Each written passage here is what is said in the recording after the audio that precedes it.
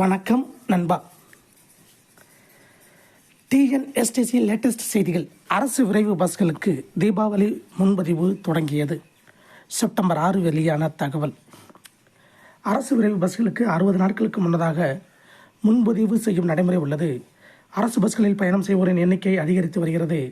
நீண்ட தூரம் செல்லக்கூடிய எஸ்இடிசி பஸ்களில் படுக்கை வசதியுடன் குளிர்சாதன வசதி போன்றவை இருப்பதால் அதிகளவில் பயணிகள் பயணிக்க தொடங்கி உள்ளனர். இந்த நிலையில் தீபாவளி பண்டிகை அக்டோபர் 31 வியாழக்கிழமை கொண்டாடப்பட உள்ளது.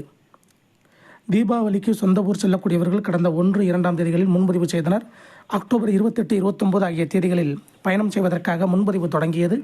தென் மாவட்டங்களுக்கு செல்லக்கூடிய அனைத்து பஸ்களும் நிரம்பிவிட்டன. அதேபோல பண்டிகை முடிந்து நவம்பர் 3 ஞாயிற்றுக்கிழமை அங்கிருந்து புறப்பட்டு சென்னைக்கு வருவதற்கும் பெரும்பாலான இடங்கள் நிரம்பிவிட்டன. 1500 பஸ்களுக்கு முதல் கட்டமாக முன்பதிவு நடந்து வருகிறது. இது தவிர வழக்கம் போல சிறப்பு பஸ்களும் அறிவிக்கப்படும். இதை போன்ற போக்குவரத்து துறை அப்டேட்டுகளை தெரிந்து கொள்ள நம்ம சேனலை சப்ஸ்கிரைப் பண்ணுங்கள், ஷேர் பண்ணுங்கள், லைக் பண்ணுங்கள் நண்பா. நன்றி, வணக்கம்.